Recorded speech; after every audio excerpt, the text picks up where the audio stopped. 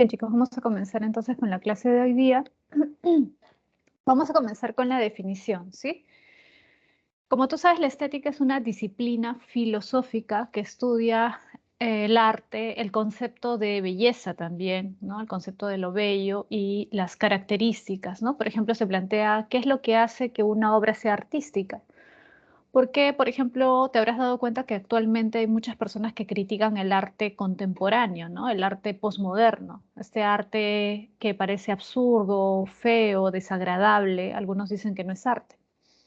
¿Por qué? ¿Qué es lo que hace que nosotros consideremos algo como artístico, ¿no? O, por ejemplo, que consideremos que necesariamente el arte debe expresar belleza, ¿no?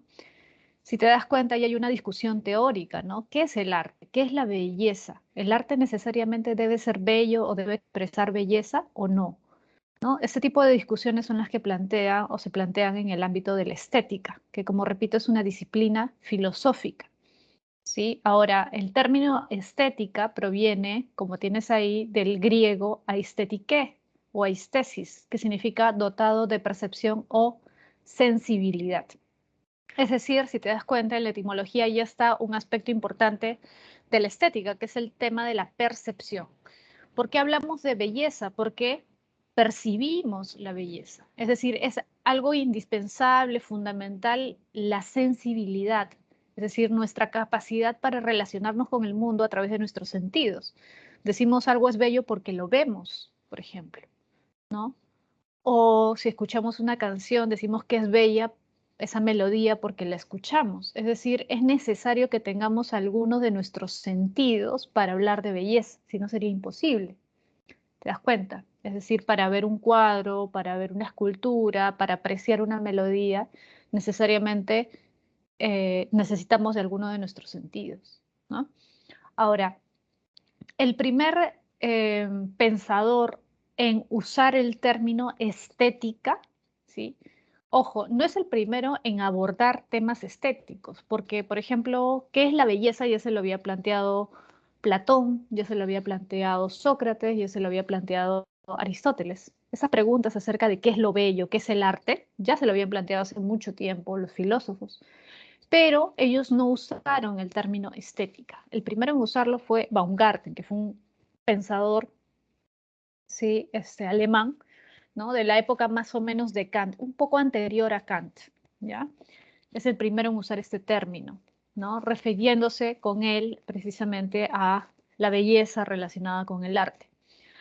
Ahora, vamos a ver cómo Baumgarten influyó hasta cierto punto en la perspectiva estética de Kant. Ojo, repito, Baumgarten es el primero en usar el término estética, pero no por eso se le considera el padre de la estética. Simplemente es una referencia, ¿no? Para que entiendas desde cuándo se habla en términos así bien estrictos de estética. ¿Sí? Vamos a pasar ahora entonces a una historia de la estética. En cierto momento vamos a llegar a Kant y vamos a hablar de su perspectiva estética. Vamos a comenzar con Platón y Aristóteles. Como ya dijimos, desde la época antigua ya se planteaban problemas relacionados con el arte y con la belleza. Platón es el primero en abordar el tema del arte y de la belleza de manera más específica, más detenida, ¿no? Más profunda. Sócrates hablaba de la belleza, pero de manera general.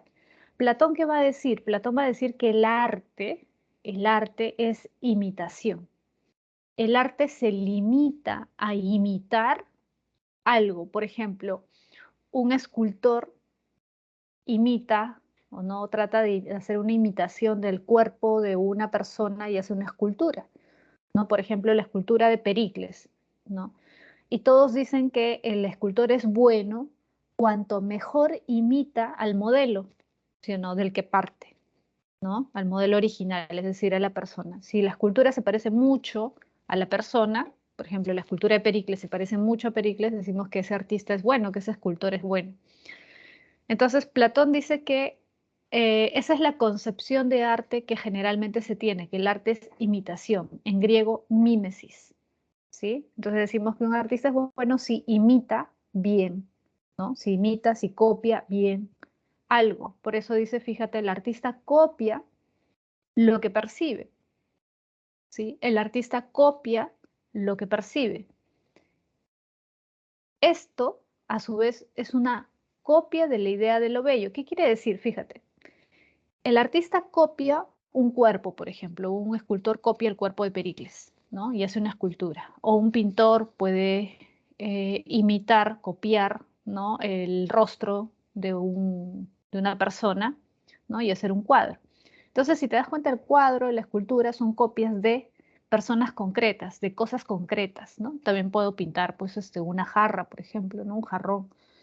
Y estoy haciendo una copia de una cosa, de una persona concreta.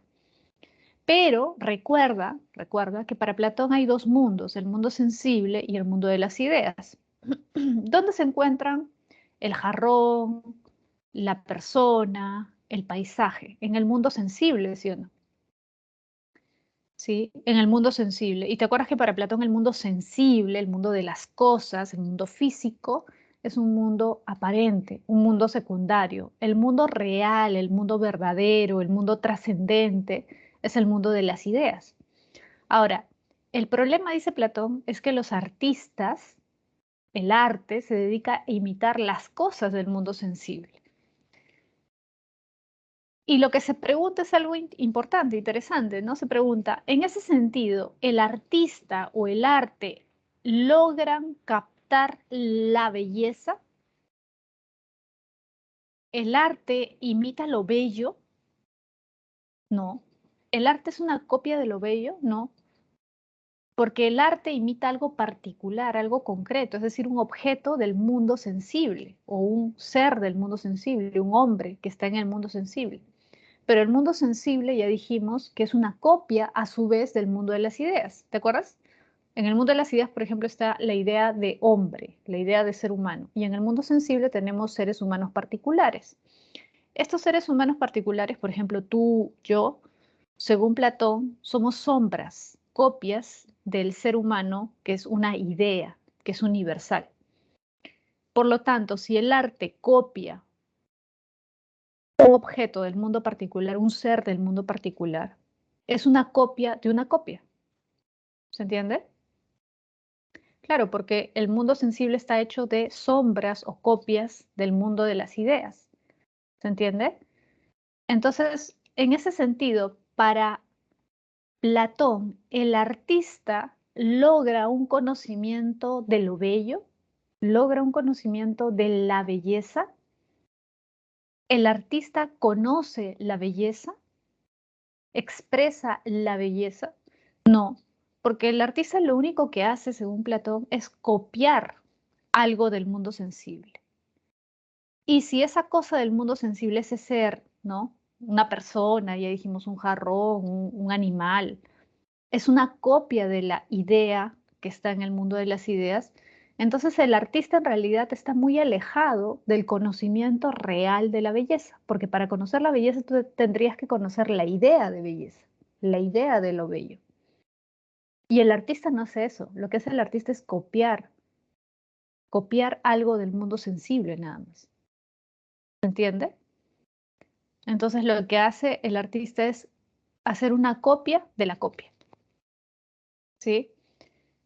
Y en ese sentido, el artista no se acerca a lo bello, no conoce lo bello, ¿no? Jamás, por eso dice ahí, por lo tanto, jamás el artista alcanza la belleza en sí, porque la belleza en sí es abstracta. Por lo tanto, a ver chicos, a ver si se ha entendido. Si el artista no alcanza la belleza en sí, si nunca va a lograr conocer la belleza en sí, comprender la belleza en sí, jamás va a captar la belleza en sí, ¿quién sí podría captar la belleza en sí? ¿Quién sí conoce la belleza en sí? O sea, la idea de belleza. Para Platón, el conocimiento de lo bello no se basa en los sentidos, ¿sí o no? No se basa en lo particular, sino, ¿quién podría sí captar la idea de belleza? ¿Dios? ¿Seguros? ¿Solo Dios? Para Platón, ¿quién puede salir de la caverna y conocer el mundo de las ideas? ¿Quién puede contemplar las ideas? ¿Quién contempla las ideas? Claro, un hombre, pero no es cualquier hombre, ¿te acuerdas? ¿Qué dice Platón? hay un hombre que sale de la caverna y logra contemplar las ideas, logra conocer las ideas. ¿Los niños? No, acuérdense. ¿Quién? Para conocer las ideas que necesitamos, no necesitamos de nuestros sentidos, ¿sí o no? Los sentidos nos hacen conocer el mundo sensible. Para conocer las ideas tenemos que guiarnos por nuestra razón. No es fácil, pero sí se puede conocer el mundo de las ideas, sí se puede alcanzar las ideas, si es que nos guiamos solo por la razón, dice Platón. Ahora, lamentablemente la mayoría de los hombres no hace eso, no se guía solo por su razón, sino que se guía por las apariencias, por los sentidos. Pero si hay un hombre que logra guiarse por su razón para ir más allá de lo sensible, es el filósofo. Acuérdate. Por eso te acuerdas que te comenté que cuando él plantea su alegoría de la caverna, no solamente dice que el hombre sale de la caverna, sino que luego regresa y trata de ayudar, ¿no?, a los que todavía siguen encerrados en la caverna a salir y les cuenta que ha visto el verdadero mundo, que hay un mundo afuera completamente diferente. ¿Y quién era ese hombre? ¿A quién simbolizaba? A Sócrates, pues, ¿no? Al maestro de Platón. ¿Y Sócrates qué es? Un filósofo, pues, ¿no? Y para Platón es el filósofo, el verdadero filósofo, ¿no? O sea, cualquiera no logra hacer eso, no es cualquier hombre, no es que todos los hombres logren hacerlo, pero el filósofo sí, el verdadero filósofo sí. Para Platón, Sócrates fue un verdadero filósofo, porque fue aquel hombre que logró desligarse de las apariencias y guiarse solamente por su razón y por lo tanto alcanzó un conocimiento superior, un conocimiento de las ideas, un conocimiento de lo universal, ¿no? Alejado de lo particular, que es lo sensible. Por eso para Platón, en pocas palabras, la belleza, la idea de lo bello, la belleza en sí, solamente la puede conocer el filósofo, a pesar de que usualmente, dice Platón, nosotros creemos que el que conoce qué es la belleza es el artista. Claro, porque tú dices, oye, pero ¿cómo un artista puede hacer cosas bellas, puede crear piezas de arte bellas si no conoce la belleza? Parece absurdo, dice Platón, ¿no? ¿Cómo alguien puede hacer algo bello y no saber qué es la belleza? Bueno, aunque parezca contradictorio, dice Platón, sí es posible. Los artistas hacen cosas bellas y sin embargo no saben qué es la belleza. ¿Por qué? Porque simplemente lo que ellos hacen es imitar cosas bellas. Por ejemplo, pueden ver a un hombre muy bello o una mujer muy bella y tomarlo como un modelo para su escultura, por ejemplo, ¿no? Como ven una mujer o un hombre muy bellos, quieren representarlo a través de una escultura. Pero ese hombre, por muy bello, o esa mujer, por muy bella que sea, igual no es la belleza en sí, es decir, no es una belleza perfecta. Siempre hay imperfección en lo particular, ¿sí o no? ¿Sí? Por más belleza que tengamos, nuestra belleza no es perfecta. Por lo tanto, la belleza en sí no puede ser del mundo sensible, pues. Tiene que ser una abstracción, ¿no? Tiene que ser algo que está más allá de este mundo sensible. Pero eso no lo puede conocer el artista, porque el artista siempre se basa en lo empírico. ¿Te das cuenta? Por lo tanto, la belleza en sí, ¿quién la capta? ¿Quién la conoce? Para Platón solamente la puede conocer el filósofo, ¿sí? Porque para conocer la belleza tienes que guiarte solo por tu razón y el artista siempre está ligado a sus sentidos, porque sus obras de arte son imitación de las cosas sensibles. ¿Se entendió, chicos? ¿Sí? Creo que está claro, ¿no? Ya. A ver, vamos a pasar ahora a Aristóteles, fíjate. ¿Qué dice Aristóteles? Bueno, Aristóteles sostiene que el arte es una actividad humana, ¿no?, que se produce de manera consciente, es decir, los distintos artistas que existen, ¿sí?, lo que hacen es realizar algún tipo de actividad, por ejemplo, las cerámicas, ¿no? Las cerámicas griegas. Tú sabes que había un arte de las cerámicas, no solamente la escultura o la pintura o la arquitectura, ¿no?, sino también de las cerámicas. Entonces, Aristóteles dice, si nosotros nos ponemos a pensar en todas las formas de arte, también, por ejemplo, el teatro es una forma de arte, ¿no?, que era importante para los griegos. Si te pones a pensar en todas esas formas de arte, te vas a dar cuenta de algo.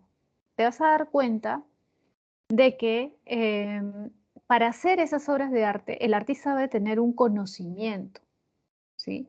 Debe saber hacer, debe tener por lo tanto, una técnica, ¿sí? Debe seguir, ¿qué cosa? Una serie de pasos, una serie de reglas. La técnica implica una serie de reglas, una serie de procedimientos.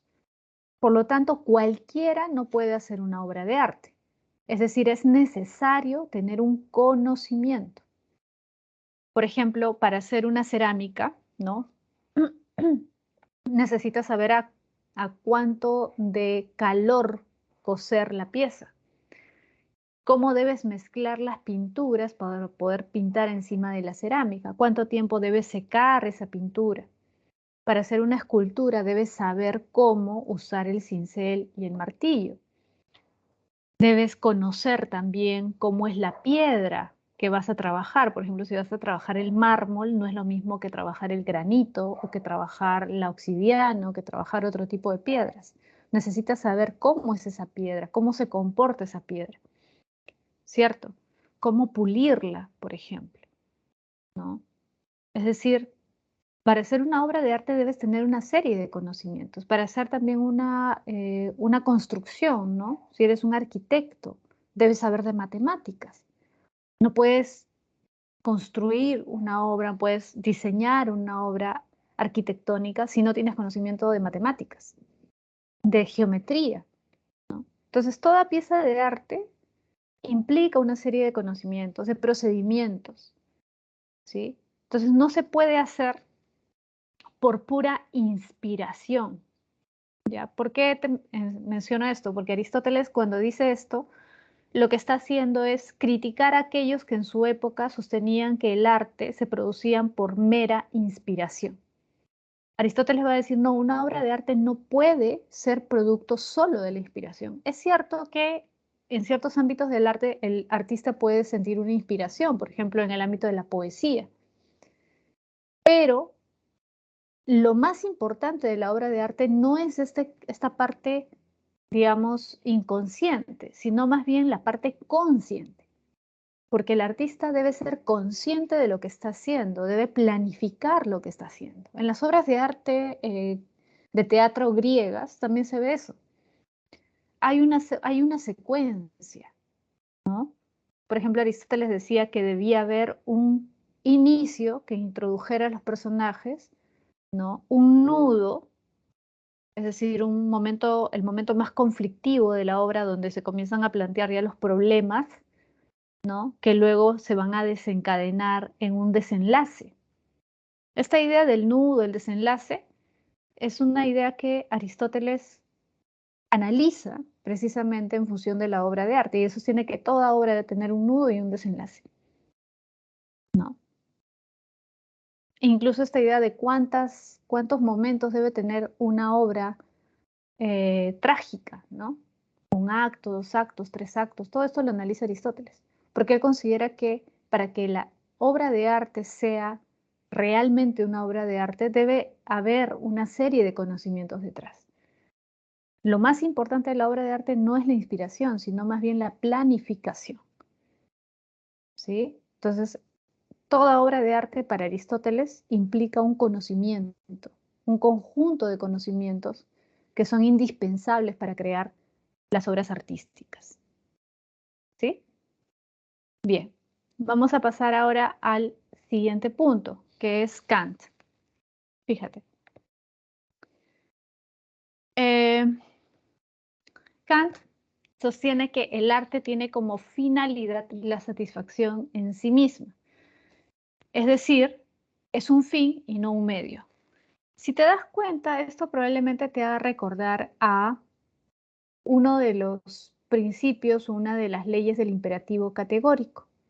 ¿Te acuerdas que la semana pasada vimos el imperativo categórico de Kant, ¿no? Y decía, hay dos leyes que constituyen el imperativo categórico. La primera es, imagina que tu acción se vuelve una ley universal, ¿no? Imagínate que todos los hombres actuaran como tú actúas, ¿no? Que tu acción se vuelve un modelo que se universaliza, que a partir de ahora va a ser válida, así como una ley científica, ¿no?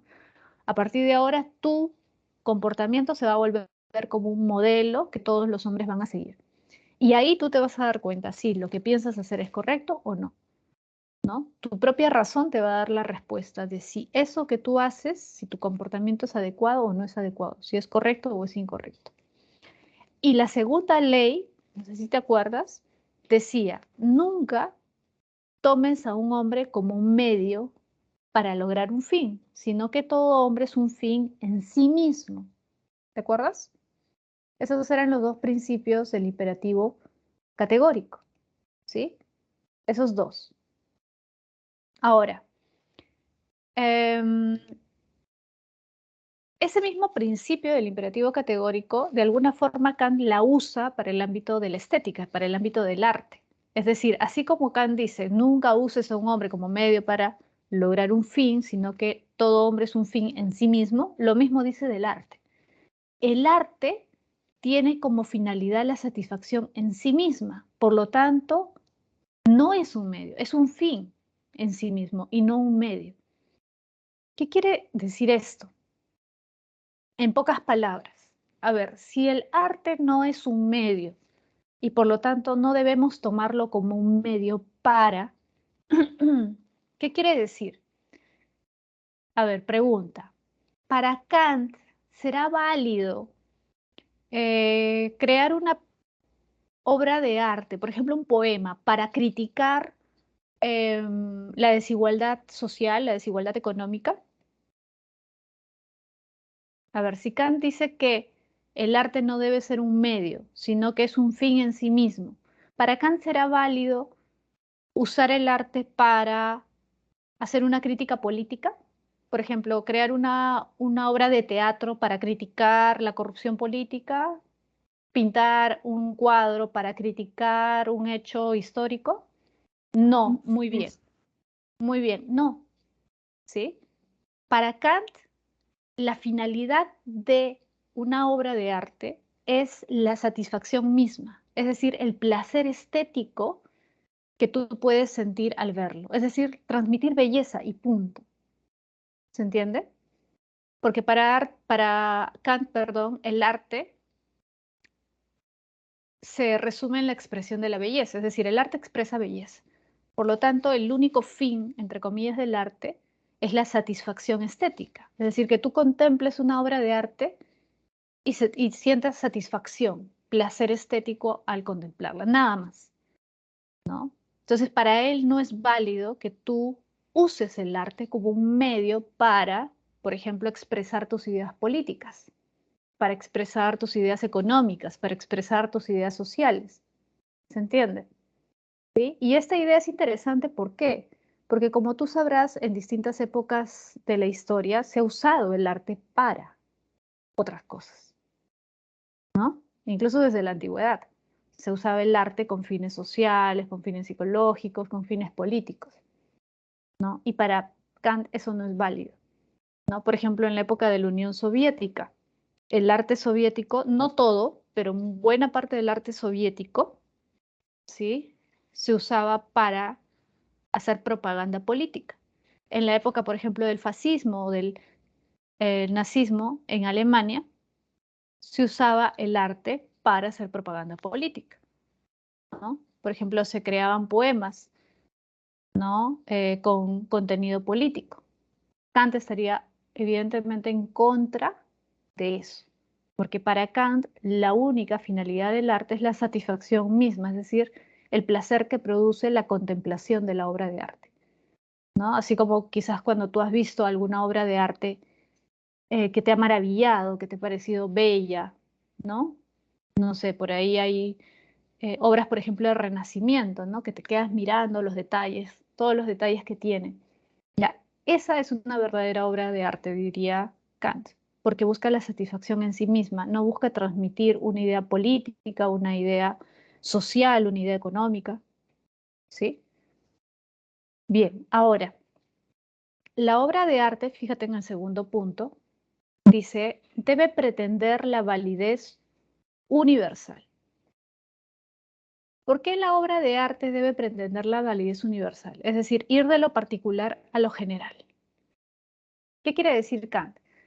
Bueno, algo bien simple en realidad, ¿no? Lo que dice Kant es, La obra de arte, para ser verdaderamente bella, debe pretender todos, por eso es universal, fíjate, todos los seres humanos aprecien la belleza de esa obra de arte de manera igual. Es decir, para que una obra de arte sea realmente bella, no debe ser solamente del gusto de uno, de dos personas, de tres personas, sino debe pretender ser apreciada por todos los seres humanos. Es decir, no debe buscar gustar solamente a unas personas, a unas cuantas personas, ¿no? O a las personas de un solo país, o las personas de una sola cultura, ¿sí? Sino que la obra de arte debe pretender eh, ser del gusto de todos, ¿sí? Debe buscar gustar no a la mayoría, ojo, sino a todos, ¿sí? Eso significa ir de lo particular a lo general. Por eso no es fácil, dice Kant, hacer una verdadera obra de arte, porque una verdadera obra de arte es la que concita la atención de todos, ¿no? Hace que cualquier persona, sea de la religión que sea de la cultura que sea de la edad que sea, ¿no? Encuentre placer a lo contemplar esa obra de arte, ¿sí? Entonces, esa debe ser la finalidad de la obra de arte, que sea algo del gusto de todos, no solamente de unos cuantos. Ahora, esta universalidad tiene un componente subjetivo que se rige por un sentido común. ¿Por qué un componente subjetivo? Porque necesariamente el que contempla la obra de arte es un sujeto, es una persona particular. Y el sujeto recuerda, y esto tiene que ver ya con la nociología de Kant. ¿Te acuerdas que Kant decía, para que haya un conocimiento, conocimiento debe unir la razón y la experiencia? ¿Te acuerdas? Todos los seres humanos somos seres racionales, pero a su vez tenemos sentidos, ¿sí o no? ¿Sí? Tenemos sentidos. Y la obra de arte necesariamente es algo que percibimos inicialmente por medio de qué? De nuestros sentidos, ¿sí o no? Claro, ¿cómo tenemos contacto con la obra de arte? ¿Cuál es nuestro primer contacto con una obra de arte? A través de nuestros sentidos, ¿sí o no? Si tú ves una escultura, si tú ves una pintura, si tú escuchas una melodía, tú tienes un contacto sensorial. Luego tú puedes quizás tratar de encontrarle un significado ya más racional, analizar, ¿no?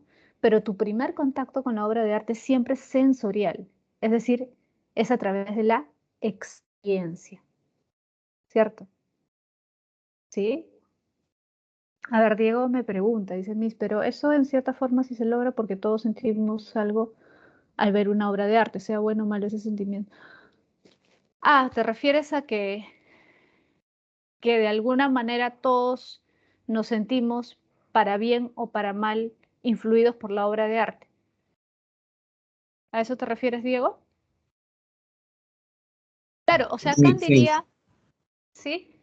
Claro, Kant diría, sí, o sea, siempre una obra de arte nos va a producir algo positivo o negativo, eso es cierto, pero para él, la verdadera obra de arte es la que nos produce placer. Es decir, un placer estético, es decir, una obra de arte es aquella que tú contemplas y quieres seguir contemplándola, que te produce una atracción, ¿se entiende? No un rechazo, ¿sí?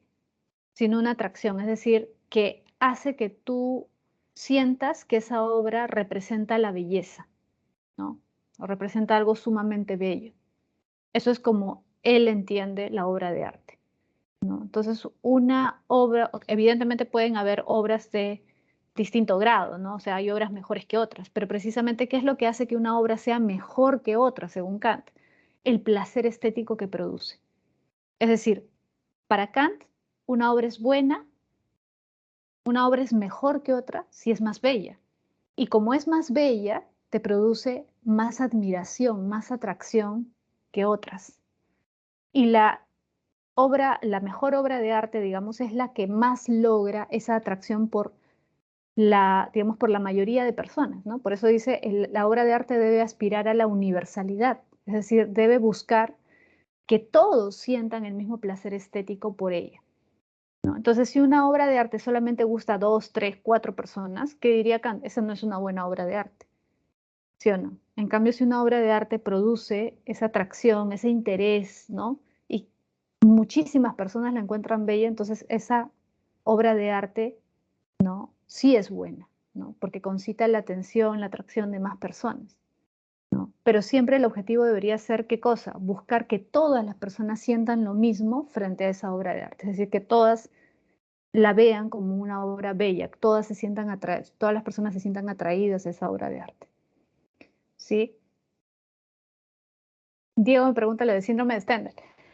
Lo del síndrome de Stendhal, bueno, tiene otras implicancias, ¿no? Porque el síndrome de Stendhal, bueno, para los que no saben, Diego se refiere a el famoso escritor Stendhal, ¿no? Que cuando fue a Florencia, a Italia, y contempló las obras de Renacimiento, comenzó a sentir una serie de síntomas, ¿no? Como mareos, vómitos, y algunos dicen que desde ahí se le llama síndrome de Stendhal, ¿no?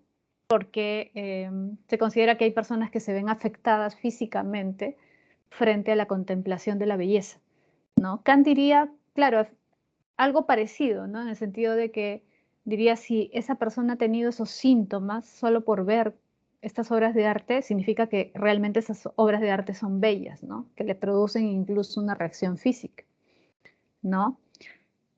Para Kant no sería problemático eso, porque en todo caso lo que él diría, no todos van a llegar a esa reacción frente a la obra de arte, ¿no? Es decir, no todos los que ven una, no sé, pues el David de Miguel Ángel, por ejemplo, tienen esa reacción, ¿no? Pero sí hay personas que sufren esas reacciones físicas frente a las obras de arte, ¿no? Sobre todo en el caso de Stendhal frente a la, digamos, a la de obras de arte, ¿no? No recuerdo exactamente en qué museo es que le produjo eso a Stendhal, es decir, él entró y vio tantas obras de arte que se sintió como saturado, ¿no? Frente a eso y comenzó a tener estas reacciones. Pero en todo caso, Kant no habla tanto de eso, sino de cómo la contemplación de la belleza debe buscar que sea universal. Es decir, el que hace una obra de arte, el artista, debe buscar que su obra de arte sea apreciada por todos los seres humanos. ¿Se entiende? No se debe buscar que la obra de arte agrade solamente a unos cuantos, sino a todos o a la mayor cantidad posible de seres humanos, ¿sí? Ahora, como te decía, esta universalidad en el segundo punto tiene un componente subjetivo que se rige por un sentido común. ¿A qué se refiere esto? Te estaba mencionando que el componente subjetivo lo da la experiencia, ¿sí? La experiencia, porque todos seres humanos somos seres sensibles, tenemos sensibilidad, tenemos sentidos. Por lo tanto, nuestro primer acercamiento a una obra de arte es sensorial, es a través de los sentidos, ¿sí? En ese sentido, tiene un componente subjetivo. ¿Lo subjetivo es lo particular o lo universal, chicos? A ver, ¿lo subjetivo es lo particular o lo universal? Lo particular, Miss. Muy bien, lo particular.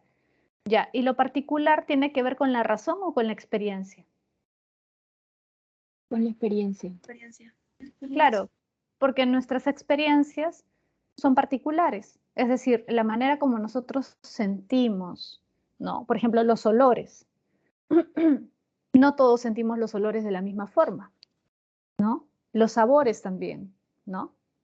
Lo que nos gusta es distinto a lo que le gusta a otros desde el punto de vista sensorial, más, digamos, más básico, ¿no? Entonces, de lo que se da cuenta Kant es que la experiencia estética tiene un aspecto subjetivo. ¿Por qué? Porque para observar una obra de arte o percibir una obra de arte, una pintura, una escultura, una melodía, una canción, nuestro primer acercamiento a esa obra de arte es a través de nuestros sentidos. Y los sentidos son subjetivos, son particulares, ¿sí? Pero eso, para Kant, no significa que no debamos aspirar a la universalidad. ¿Se entiende? Es decir, repito, la estética de Kant está basada en estos dos principios del que él habla en la nociología. El conocimiento, ojo, el conocimiento se da a través de la experiencia, pero también se da a través de la razón. ¿Te acuerdas que él trata de resolver esta discusión entre racionalistas y empiristas? ¿Sí o no? ¿sí? Él trata de resolver esta polémica, este debate entre racionalistas y empiristas. ¿Qué decían los racionalistas? El conocimiento debe, para ser universal y necesario, debe ser solo racional. ¿Y qué decían los empiristas? El conocimiento siempre parte de la experiencia, ¿no? Pero Kant se da cuenta de algo. El problema con la experiencia es que la experiencia siempre es particular.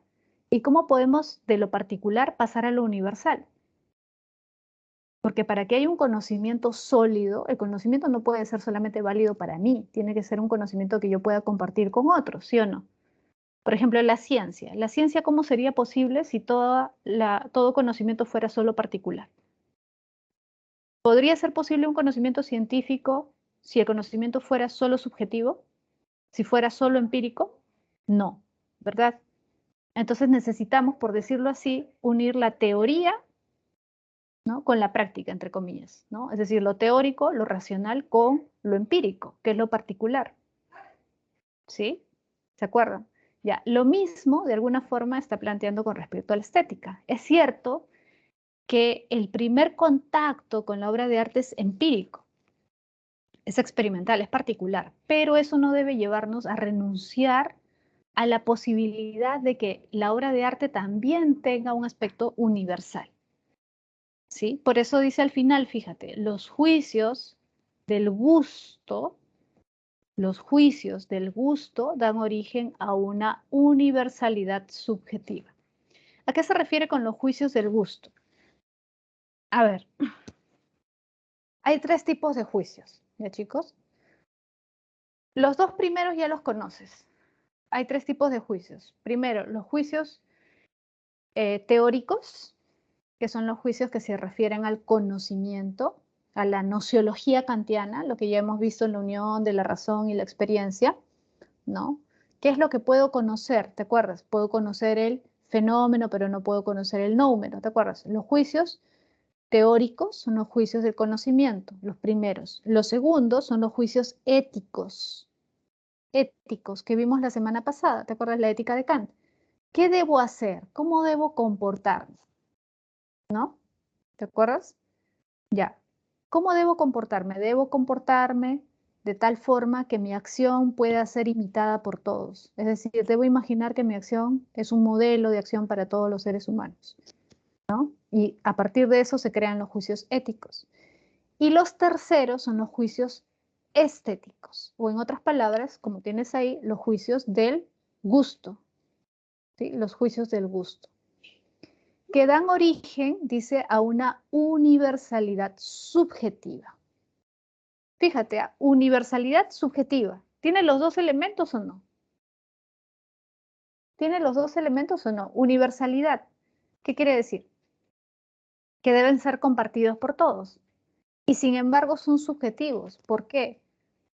Porque cuando nosotros apreciamos una obra de arte, nuestra primera relación con la obra de arte es subjetiva, es decir, es empírica. ¿Se entiende? Es como la nociología de Kant, por eso te decía.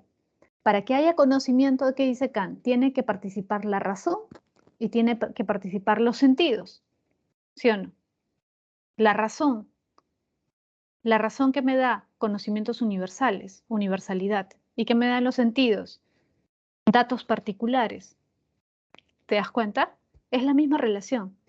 Kant va a decir, para que haya un conocimiento estético, porque para Kant, ojo, lo estético o la apreciación estética es un tipo de conocimiento.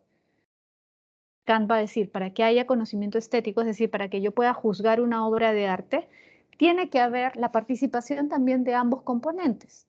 Es decir, debo buscar que todos perciban la obra de arte de la misma forma, pero sin negar el aspecto subjetivo. Es decir, que mi primer acercamiento a la obra de arte necesariamente es subjetiva, porque yo la aprecio a través de mis sentidos. ¿Sí o no? Yo la aprecio a través de mis sentidos. Sin embargo, a pesar de que yo aprecio esa escultura a través de mis sentidos son similares a los sentidos de los otros seres humanos. ¿O no? Claro, yo no percibo como una mosca, yo no percibo como un gato, yo percibo como un ser humano. igual que Diego, igual que María, igual que Anthony, igual que Camila, etcétera, etcétera. ¿Se entiende? Es decir, nuestros sentidos son particulares, es cierto, pero como seres humanos, nuestra percepción es similar. No es idéntica, pero es similar. ¿Se entiende? Y por eso es que los juicios estéticos, o como dice ahí, los juicios del gusto, dan origen a una universalidad subjetiva. ¿Sí? ¿Sí? Una universalidad subjetiva. Mientras que los juicios morales estructuran su universalidad objetivamente. ¿Por qué? ¿Cuál es la diferencia, profesor? La diferencia es que la universalidad en el ámbito de la estética es subjetiva porque parte de los sentidos.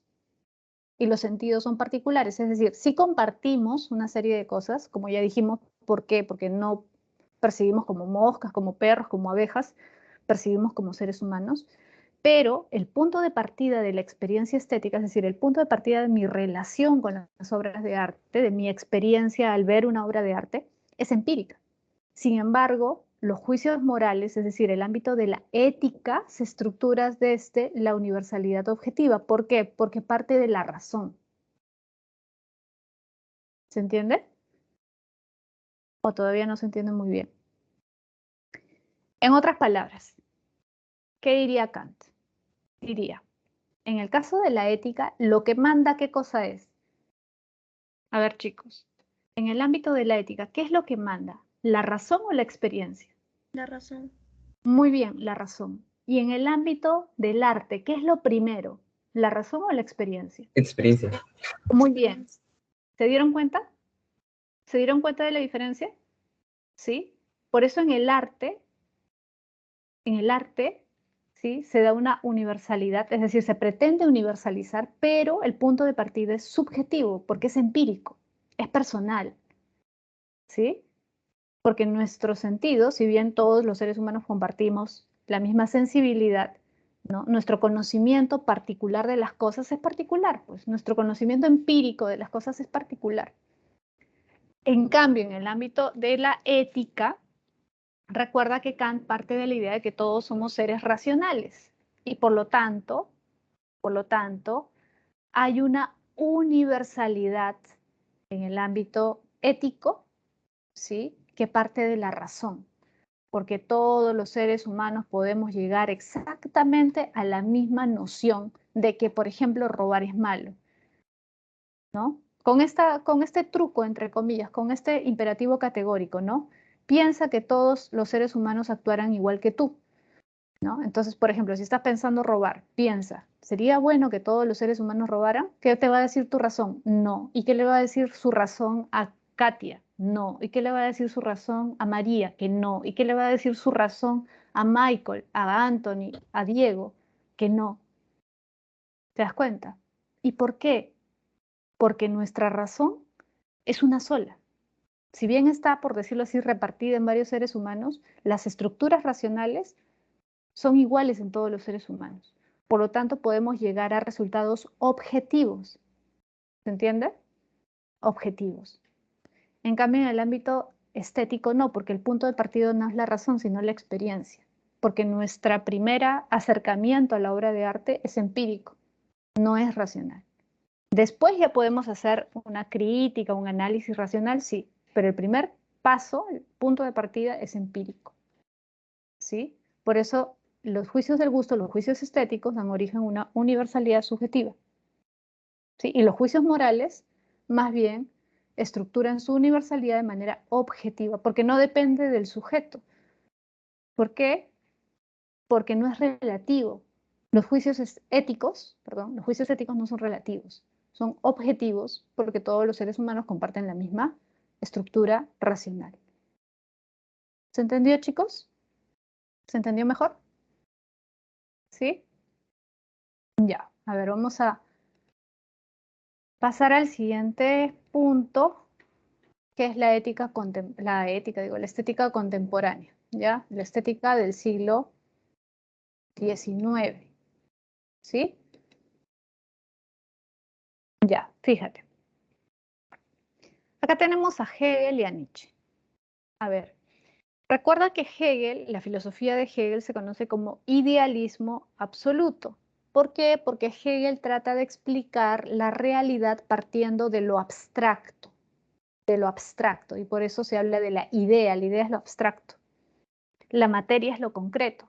¿Te acuerdas que por eso Marx critica a Hegel y dice, no, ¿por qué tiene que partir de lo abstracto? Si a partir de lo concreto también podemos explicar la realidad, porque Marx es un materialista. Hegel, ¿qué es? Un idealista. Para Hegel, el punto de partida siempre es lo abstracto, lo ideal, la idea. Ahora, ¿qué dice Hegel? El arte es la expresión sensible de la idea. Es decir, para Hegel, lo más, digamos, lo más sensorial, ¿no?, que puede existir como creación humana es el arte. Hay varias cosas que ha creado el hombre. Por ejemplo, el hombre ha creado religión, ha creado filosofía, ¿no? La creación humana más sensorial es el arte. Evidentemente la filosofía es la más abstracta, ¿no? La política también, digamos, es entre abstracta y concreta, ¿no? Pero la más sensible, ¿no?, la más ligada a lo empírico es el arte, porque el arte no se puede separar de lo empírico. No podríamos hablar de arte si no tuviéramos sentidos, ¿sí? ¿Te das cuenta? Son como niveles, ¿no? Es decir, la filosofía está más alejada de lo empírico, ¿no? La religión también está más o menos separada de lo empírico, pero el arte que es algo que hace el hombre, que ha hecho el hombre, que es algo humano, es algo que podemos rastrear en toda la historia de la humanidad, es algo muy empírico, está muy ligado a lo empírico.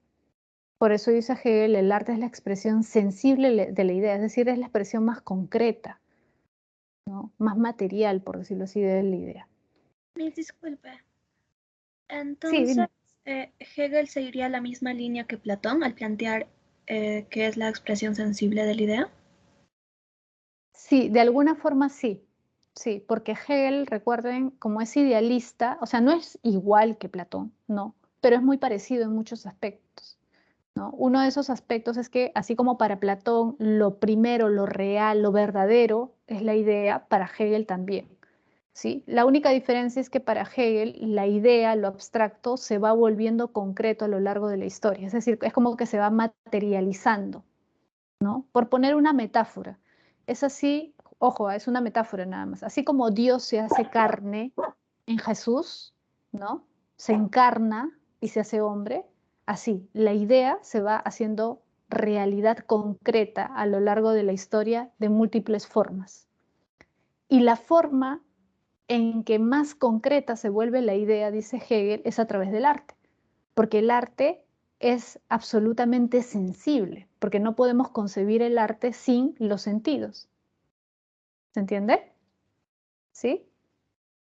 Entonces, para Hegel, el arte es la expresión sensible, claro, es lo sensorial, ¿sí? Es lo más sensorial, pero que tiene como punto de partida la idea, ¿no? Entonces, parecido a lo de Platón, como estaba mencionando Catherine, creo que era. No, Chiara, ¿no? Chiara. Como estaba mencionando Chiara, ¿no? La obra de arte, ¿no?, viene a ser como una especie de copia, entre comillas, ¿no? Como una copia en el sentido de que el arte es la materialización, si quieren, la materialización de la idea, ¿no? Ahora, la estética, fíjate, en el segundo punto, dice, la estética estudia la belleza artística, ¿no? Pero también estudia la belleza del espíritu. Es decir, para Hegel, la estética es el estudio de la belleza en las obras de arte, sí, pero las obras de arte, ¿qué es lo que sobre todo, Un pantalón, un polo que me compré y, lo que sobre todo, por y ahí, el chalequito negro?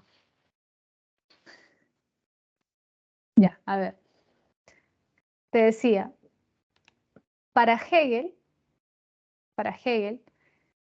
la estética estudia la belleza artística, ¿no? Es decir, estudia la belleza de las obras de arte, pero lo que deben transmitir las obras de arte son sobre todo, es sobre todo, perdón, la belleza del espíritu. Es decir, para Hegel, en pocas palabras, una obra de arte no es verdaderamente artística, no es verdaderamente bella, si es que no transmite la belleza del espíritu. En pocas palabras, para Hegel, una obra de arte no puede ser una obra que simplemente se limite, por ejemplo, a combinar colores que llamen la atención. ¿Ya?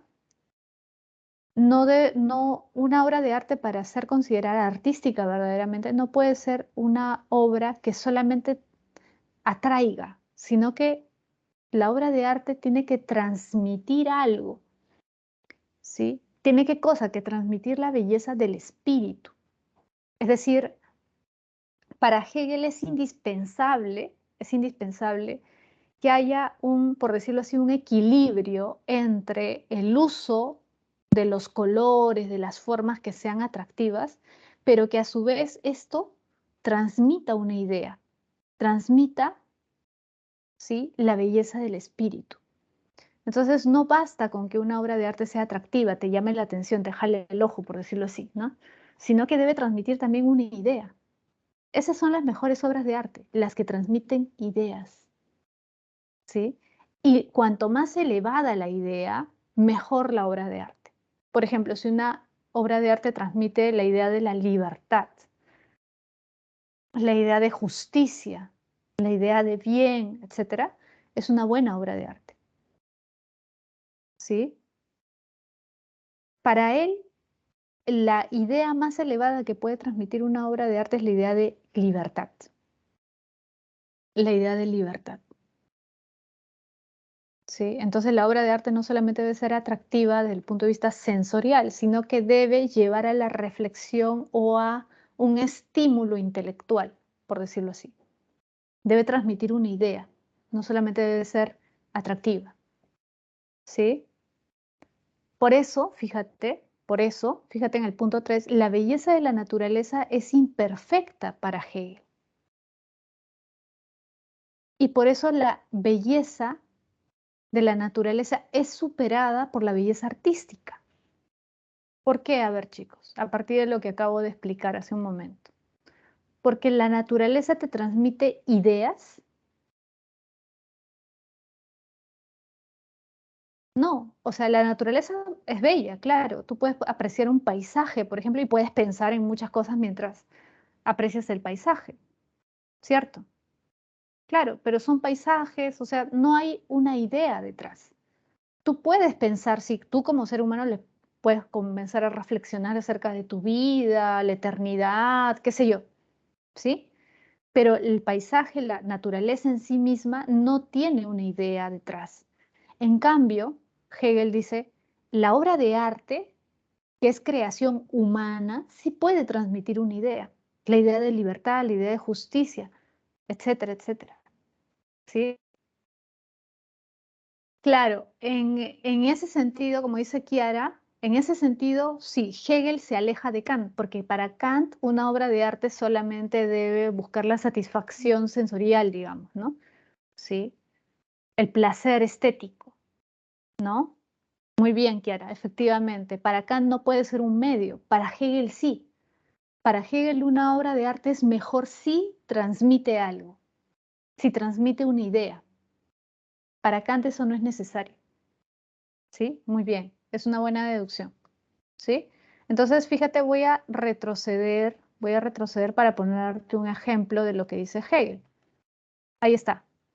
Fíjate en este cuadrito, ¿lo ves? Este cuadro donde hay un señor de espaldas mirando hacia como un abismo, donde hay unas nubes. Esta obra, esta pintura se llama Caminante sobre el mar de nubes, ¿no? Que es de un artista alemán, Caspar David Friedrich, ¿sí? Esta pintura refleja bien lo que trata de transmitir Hegel o lo que dice Hegel acerca del arte. ¿Sí? ¿Por qué? Porque te das cuenta que esta pintura no refleja solo un paisaje, sino que ahí hay por decirlo ahí, un enfrentamiento entre lo humano y lo natural, entre el ser humano y la naturaleza. ¿Sí? el ser humano y la naturaleza, ¿ya? Hay un elemento humano en esa pintura, que no, o sea, si tú le quitas a ese hombre de la pintura, ya tiene otro sentido, ¿sí o no? Pero el ser humano representa algo ahí, ¿no? Esto, diría Hegel, nos transmite una idea, por ejemplo, la idea de libertad. El hombre frente a un destino incierto, pero que al mismo tiempo podría, digamos, interpretarse como el hombre frente a todas sus posibilidades, como el hombre por encima de todo, por encima incluso de la naturaleza. Algunos, como dice acá, algunos críticos interpretan el mar de niebla como lo desconocido, como lo que amenaza la existencia y la voluntad del hombre, es decir, como aquello que el hombre no conoce, pero con lo que tiene que enfrentarse, ¿sí? Otros lo interpretan como las múltiples posibilidades que tiene el hombre para su existencia, como el hombre, pese a ser un producto de la naturaleza, no es solo la naturaleza, sino que es algo completamente distinto, ¿no? Y que incluso puede estar por encima de la naturaleza, ¿no? Porque él mismo se percata de que no es solamente pues algo que le pertenece a la naturaleza, sino que algo que está por encima de ella, algo que puede lograr transformarla, por ejemplo, ¿sí? Entonces, nosotros podemos interpretar esta obra de muchas formas, pero si te das cuenta, el artista precisamente ha puesto a ese hombre ahí frente a ese paisaje para transmitir una idea. Otros interpretan esta pintura, por ejemplo, como una metáfora de la libertad humana, ¿no? Cómo el hombre puede hacer con su vida lo que él desee, cómo el hombre tiene, digamos, la incertidumbre de su vida al frente, porque no tiene un destino claro, pero él mismo es dueño de su destino. ¿Se entiende? Entonces está detrás la idea de la libertad humana, ¿no? Entonces, ¿qué diría Hegel sobre esta pintura? Es una buena pintura, diría Hegel. ¿Por qué? Porque expresa una idea, ¿no? Y una de las ideas principales que podría estar expresando esta pintura es la idea de la libertad humana. Y en ese sentido es una buena obra de arte. Es una obra de arte superior a otras que solamente representan objetos concretos, por ejemplo. Por ejemplo, ¿no? Vamos a seguir. Esta pintura que está acá de Nietzsche, ¿no? Donde dice Nietzsche. ¿Qué diría Hegel? ¿Esa obra es una buena obra de arte? Para Hegel no. ¿Por qué? Porque simplemente está representando a una persona concreta en un paisaje concreto, pero no, o sea, no hay una abstracción, ¿te das cuenta? En el otro sí hay una abstracción, porque si te das cuenta no se le ve el rostro al hombre, está de espaldas. Eso hace que sea más abstracto y por lo tanto más universal. En cambio, esta pintura donde está Nietzsche, se refiere, tú directamente dices, ah, ese es Nietzsche, ¿no? Ahí hay un paisaje detrás, debe ser donde nació Nietzsche o donde vivió Nietzsche. ¿Qué de relevante tiene esa obra de arte?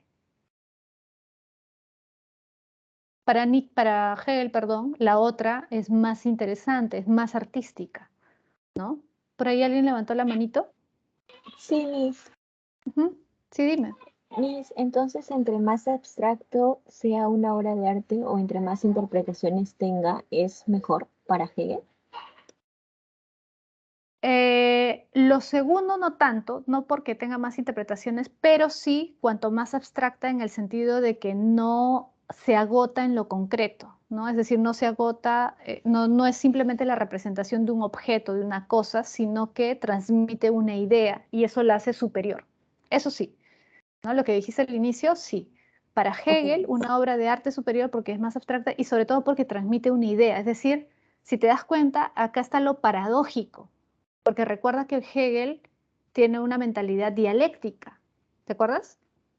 Hegel es dialéctico y él siempre Sí. juega con los opuestos. ¿Y qué va a decir Hegel? Lo paradójico, lo dialéctico de la obra de arte, ¿qué cosa es? Es que a pesar de que es algo concreto, ¿no? Y de que su punto de partida es empírico, en eso sí está de acuerdo con Kant, digamos, de que la obra de arte necesariamente tiene que tener un sustrato empírico, ¿no? O sea, es decir, una pintura debe tener pues colores, ¿no? Una escultura de tener forma, ¿no? De tener un aspecto tridimensional. Una película, obviamente Hegel no vio películas, ¿no? Pero si viera ahora, diría, claro, tiene una base material, ¿no?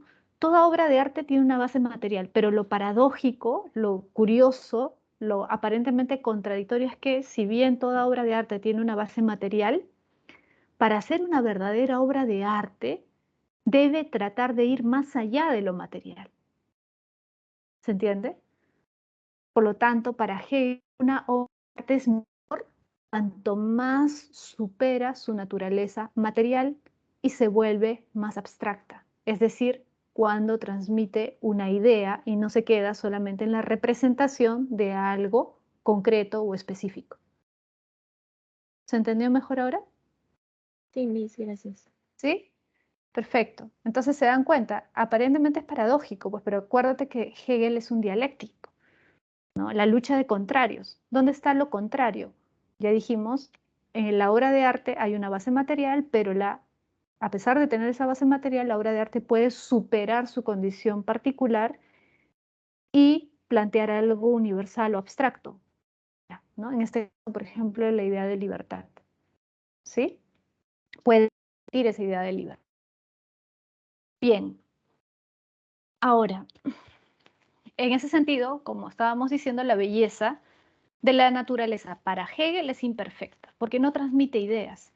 En cambio, la belleza de una obra de arte es superior porque sí puede transmitir ideas, ¿no?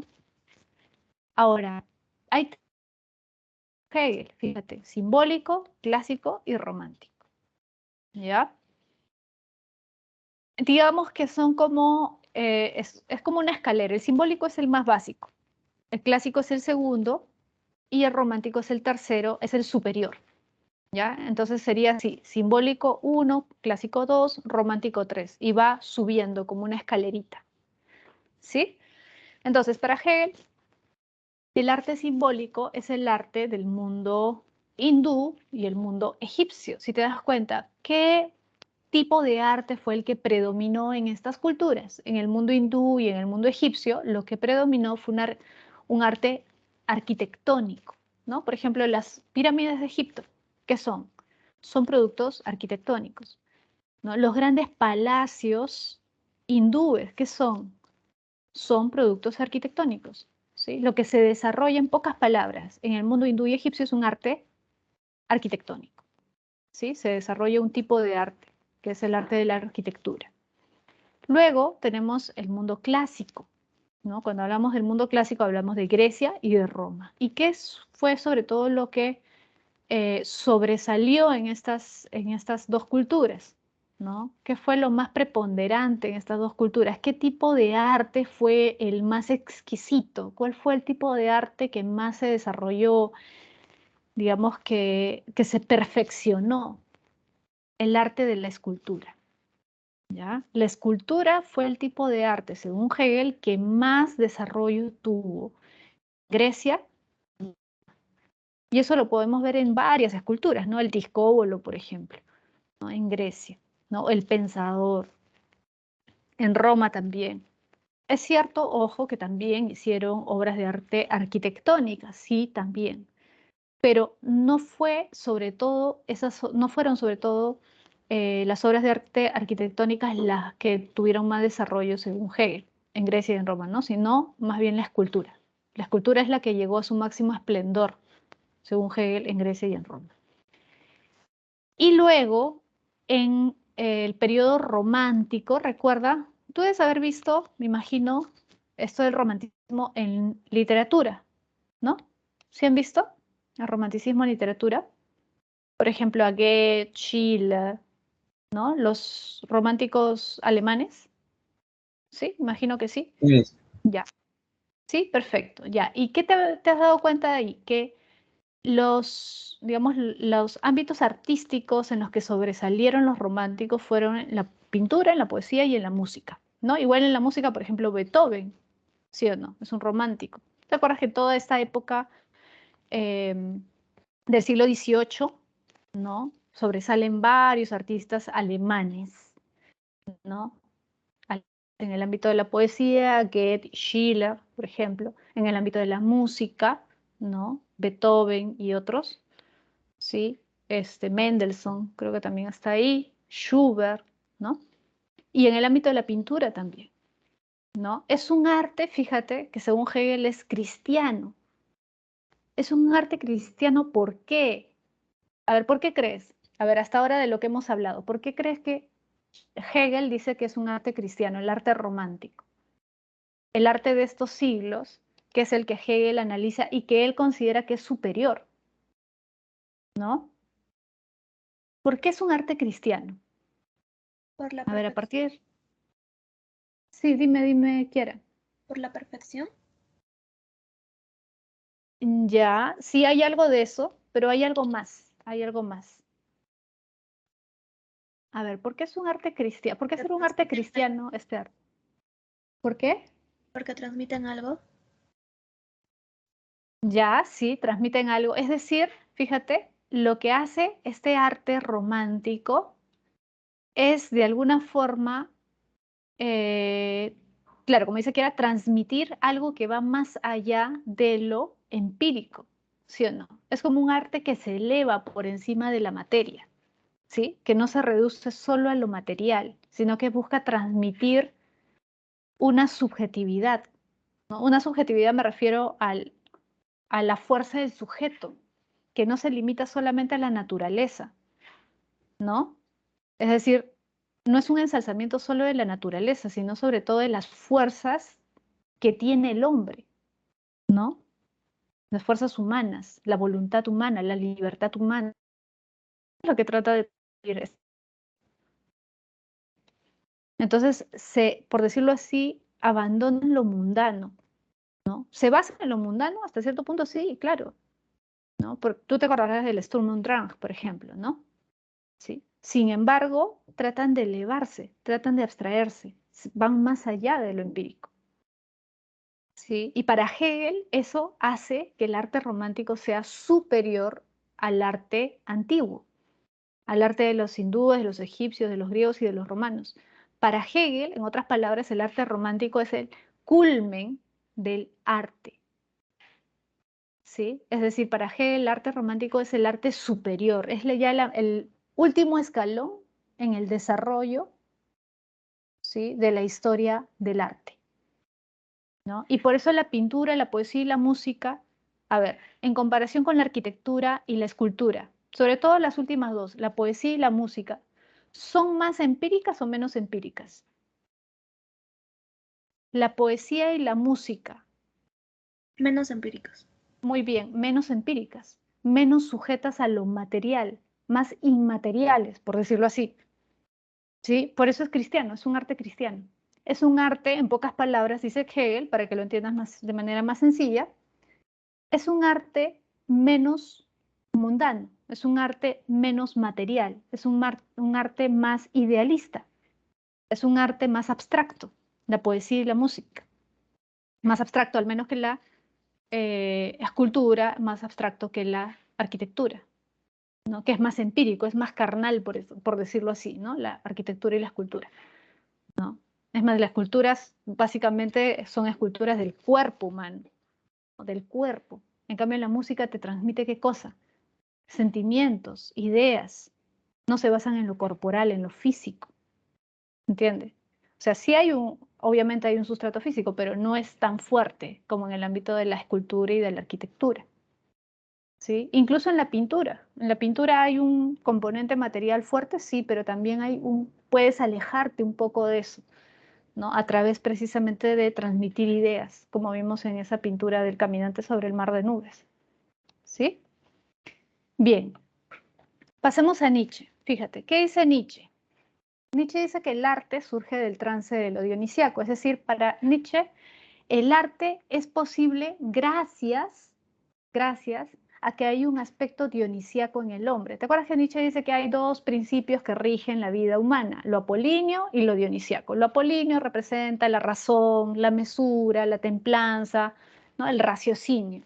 Lo dionisíaco representa lo pasional, lo emocional, lo sensorial. ¿Qué dice Nietzsche? Los hombres tenemos de ambos aspectos, ¿no? Los hombres, los seres humanos somos ambas cosas. Somos razón, pero también somos emoción, somos pasión, somos sentidos, ¿sí? Tenemos de ambas cosas. Ahora, el arte sobre todo, sobre todo, surge por este aspecto dionisíaco del hombre.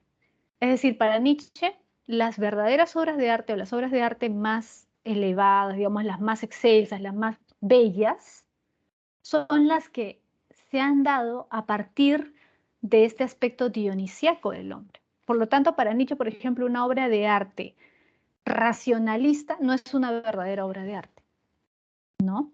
De nuevo, a ver, tú que has estudiado en tu curso de literatura, ¿no? Arte griego, por ahí has visto teatro griego, imagino, ¿no? ¿Cuál de los trágicos griegos era el menos trágico? ¿Y por qué? ¿Se acuerdan? Esquilo, Sófocles y ¿quién era el otro? ¿Se acuerdan? Esquilo, Sófocles y Eurípides. muy bien, Eurípides. De los tres, ¿quién era el menos trágico? O eso no lo han estudiado. ¿Esquilo? Euríclides. No, Eurípides. Es el más racionalista. Es el más racionalista. Si ustedes leen a los tres, se van a dar cuenta que Eurípides es el que más razona. Es el más racionalista, es el menos trágico, es el menos emotivo, es el más frío. Y por eso es que Nietzsche critica a Eurípides. Es más, ustedes saben que hay una leyenda acerca de que Sócrates le ayudaba a Eurípides a hacer sus obras. No sé si sabían eso. Pero hay una leyenda que dice que Sócrates le ayudaba a Eurípides a hacer sus obras. Es decir, que Eurípides no las hacía solo, sino que las hacía asesorado, por decirlo así, por Sócrates. Y por eso Nietzsche critica a Eurípides, porque dice, Eurípides es el menos trágico de los griegos, es el menos trágico de los trágicos griegos, porque es el más racionalista. Y por lo tanto, para Nietzsche, las obras de Eurípides no son tan artísticas, no son bellas en comparación pues, con las obras de Esquilo y aún más en comparación con las de Sófocles, ¿no? Si tú te das cuenta, digamos, cuáles son las tragedias que más impacto han tenido, que son más atractivas, más interesantes, que te dejan conmovido. Tú debes haber visto en literatura, me imagino, por ejemplo, Edipo, ¿no? Edipo Rey. Cuando tú lees, te conmueves, sientes realmente lástima, pena por lo que le pasa a Edipo.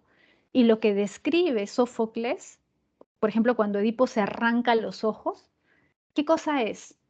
¿Es racionalidad o es emoción pura? Es pasión pura, ¿sí o no? Emoción. Claro, es emoción, es pasión. Es la parte más dionisíaca del hombre, ¿sí? Por eso para Nietzsche el arte es más bello, muy bien, cuanto más dramático, más expresa ese lado dionisíaco del hombre, más pasional, más emocional. Cuanto más racional, menos artístico. ¿Entiendes? Cuanto más pasional, más artístico. Entonces, por eso, para Nietzsche, el arte, el verdadero arte, surge a partir del aspecto dionisíaco del hombre, el trance dionisíaco, es decir, cuando el hombre se deja llevar por ese aspecto dionisíaco y expresa ese aspecto emotivo, pasional, a través de la obra de arte. Ahora, el arte es una forma de superación del nihilismo, ¿sí? ¿Por qué? Porque el nihilismo implica la nada, es decir, la idea de que nada vale la pena, de que no hay un sentido para la vida, etcétera, etcétera. Pero para Nietzsche el arte le da un sentido a la vida. El arte es una forma de superar el nihilismo porque el arte muestra un aspecto de la vida. Y este aspecto sobre todo es el aspecto vital, porque recuerda que para Nietzsche, ¿no? Digamos, hay un contraste, por eso es que critica el cristianismo, porque el cristianismo lo que hace es negar la vida, ¿no? Negar las pasiones, negar las emociones, decirte, bueno, no importa el sufrimiento, luego va a haber una vida después de la muerte donde sí vas a disfrutar de la vida, ¿no? No te preocupes tanto por esta vida que es pasajera, ¿no? Pero Nietzsche dice en la obra de arte, por ejemplo, en estas tragedias griegas, lo que vemos no es una simple, bueno, resignación, bueno, ya viviré mejor en otra vida, no, sino que se nota el sufrimiento del hombre, pero ese sufrimiento, para Nietzsche, no implica necesariamente algo malo, sino que ese sufrir frente a lo que te pasa muestra el amor que el hombre le tiene a la vida. Es decir, si el hombre no quiere sufrir, es porque quiere vivir bien, quiere vivir más. ¿Sí o no? Se aferra a la vida. Entonces el arte representa eso, ese amor a la vida. ¿Sí? Juan Carlos, una buena deducción. Para Nietzsche, o sea, Nietzsche tendría la misma visión de Hegel del arte, no, ¿no? Nietzsche estaría en contra de la visión hegeliana del arte, ¿no? Este arte que sobre todo quiere transmitir ideas, ¿no? Abstractas, no. Muy buena deducción, Juan Carlos. Para Hegel, no. Para Hegel, ese tipo de arte no es verdadero. ¿Sí? Ese arte que trata de transmitir ideas, valores, ¿no? Ideas universales, abstractas, no sería un verdadero arte, ¿no? Efectivamente. Para él, el arte debe expresar lo emotivo, lo emocional, el aspecto dionisiaco del ser humano. Y por eso para él el verdadero arte es una forma de superar el nihilismo. Como les decía, en las obras trágicas, por ejemplo, de Sófocles, que se ve un intento de los hombres por aferrarse a la vida, ¿sí? Es decir, se muestran los valores vitales, el amor a la vida, el amor a la belleza, ¿no? El amor a la existencia, ¿no? Ahora, la naturaleza irracional del ser humano debe salir a flote cuando se hace una obra de arte, claro, por lo que acabamos de decir, ¿no? Es a través de la obra de arte en que la naturaleza irracional del ser humano sale a relucir. Es a través de la obra de arte en que ese aspecto dionisíaco del hombre sale a relucir, ¿no? Por eso para Nietzsche, la cultura griega era una cultura sana. ¿Por qué? Porque no negaba lo irracional, no lo ocultaba, no lo escondía, sino que lo mostraba. Lo mostraba como, por ejemplo, a través del arte, a través de las tragedias. ¿Se entiende? En cambio, ¿qué dice Nietzsche con respecto, por ejemplo, a la cultura cristiana? La cultura occidental cada vez se ha cristianizado más. ¿Y por qué? Porque nuestra cultura cristiana, dice Nietzsche, trata de ocultar esos aspectos, trata de ocultar el sufrimiento, trata de ocultar las pasiones, los deseos, las emociones. Los griegos las mostraban ese aspecto humano, porque después de todo lo irracional también es algo humano. En cambio, la cultura cristiana ha tratado de ocultar todos esos aspectos a través de la religión, pero no solamente a través de la religión, sino incluso a través del arte, ¿no? Y por eso es que no hay, en la época de Nietzsche consideraba que no habían obras de arte como las que habían pues en la época griega, porque las obras de arte ya no están destinadas a mostrar ese aspecto, sino más bien a ocultar ese aspecto, ¿no? Y se han vuelto obras racionalistas, ¿sí? Bien, vamos a pasar al siguiente punto, que son los movimientos del arte contemporáneo. Bueno, en el arte contemporáneo tenemos varios movimientos, ¿no? Se refiere a los movimientos artísticos que aparecen en el siglo XIX, ¿no? Fines del siglo XIX y van hasta el siglo XX. Por ejemplo, el impresionismo, ¿no? Que nace en Francia y que tiene, digamos, como punto de partida la experimentación con el color y la luz, ¿no? Pero de una forma distinta como se hacía antes, porque te acuerdas que antes de que apareciera la fotografía, los artistas buscaban reflejar la realidad de manera completamente exacta, ¿no? Es decir, trataban de imitar lo que actualmente sería una fotografía, imitar el paisaje tal cual. Pero eso se va a perder precisamente a partir de la invención de la fotografía. Una vez que se inventa la fotografía, los artistas se preguntan, ¿y ahora qué cosa hacemos? Es decir, ¿cuál es nuestra tarea como artistas? Si ya hay una máquina que logra captar un paisaje de manera fiel, ¿para qué nosotros vamos a hacer lo mismo? Y comienzan a experimentar con otras formas de pintura. Por ejemplo, ahí arriba tienes la obra que le da nombre a este movimiento. Impresión del Sol Naciente le da nombre al impresionismo, es la obra de Claude Monet, porque es la primera obra que se hace con esta intención de experimentar nuevas formas de hacer pintura. Es decir, Monet lo que hace es pintar de otra forma. Fíjate cómo usa trazos toscos. Es decir, tú notas los trazos. Antes de la invención de la fotografía, como te decía, la idea era mostrar el paisaje tal cual era. Y para eso tenías que evitar que se notaran tus trazos, es decir, que se notaran los rasgos del pincel. En esta obra, si te das cuenta, se ven las rayas del pincel. Pero eso es a propósito, no es que el artista no haya sabido pintar, sino que lo hace a propósito, porque trata de experimentar una nueva forma de representar un paisaje. Y si te das cuenta, se concentra no tanto en las formas, sino en el uso del color. ¿Te das cuenta? Cómo busca ese contraste que efectivamente vemos o podemos ver cuando hay un atardecer o un amanecer, ¿no? Ese contraste de colores, ese contraste entre luces y sombras que vemos, por ejemplo, en el agua, ¿no? Esos reflejos del sol en el agua o las sombras que se ven de las embarcaciones en el agua, ¿sí? Entonces, el impresionismo va sobre todo a enfocarse en el estudio del color, de la luz y de la sombra, como se ve sobre todo en la pintura de ahí arriba, ¿sí?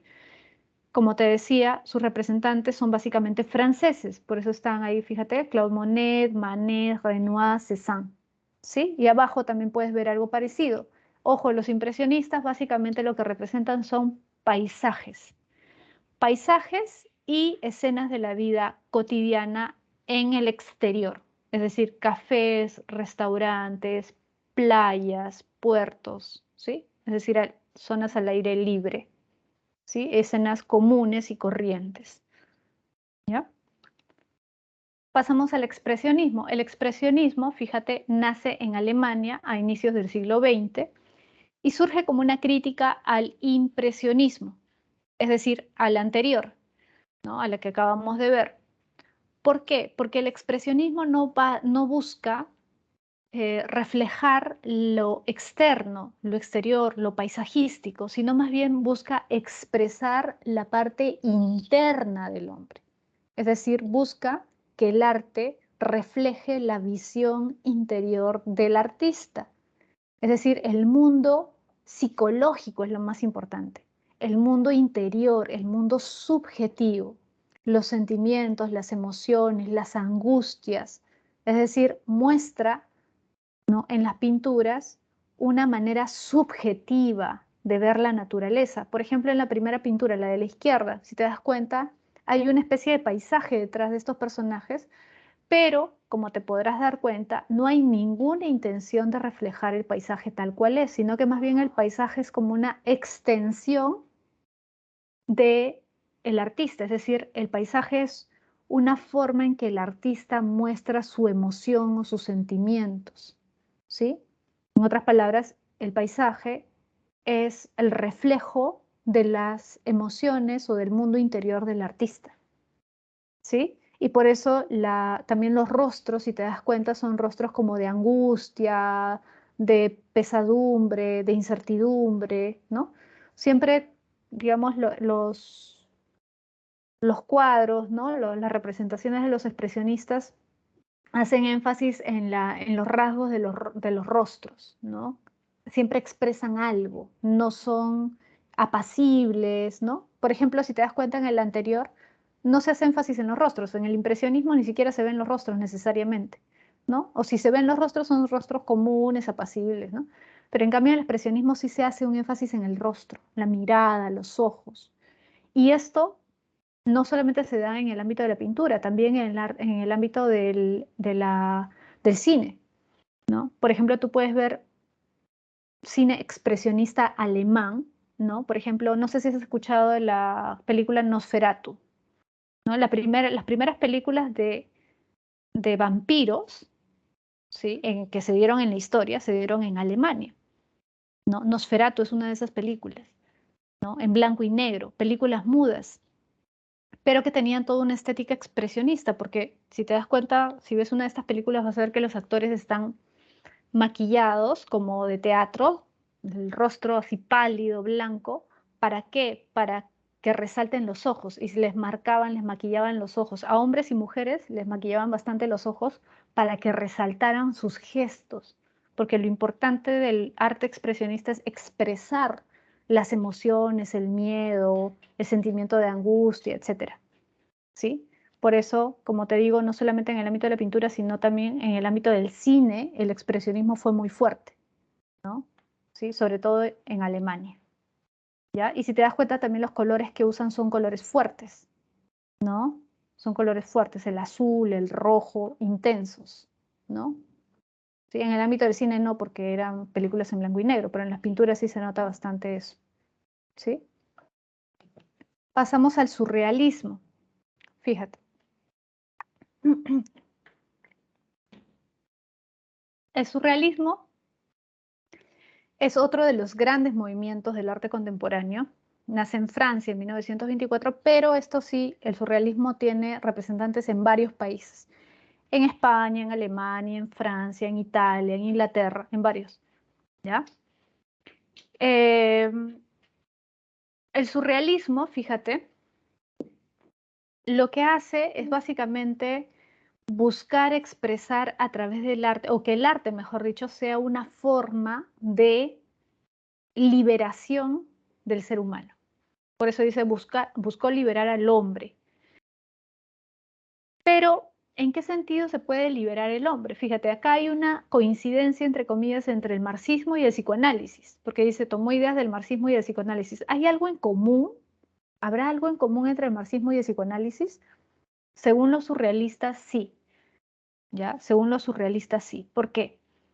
Porque el marxismo, tú recordarás, es una corriente filosófico-política, ¿no? Marx crea toda su teoría política con el objetivo, ¿no? O con la idea de que en algún momento será posible que todos los hombres sean iguales, ¿no? Que no haya distinción de clases sociales, que no hayan hombres que opriman a otros. Es decir, si se acaba la opresión, si se acaban las clases sociales, si se acaba esa distinción entre hombres dominadores y hombres dominados, entonces podemos aspirar a una sociedad igualitaria y por lo tanto una sociedad más libre, donde nadie sea sometido a otro por razones económicas, ¿no? Entonces, en pocas palabras, el objetivo, el ideal marxista es la libertad humana.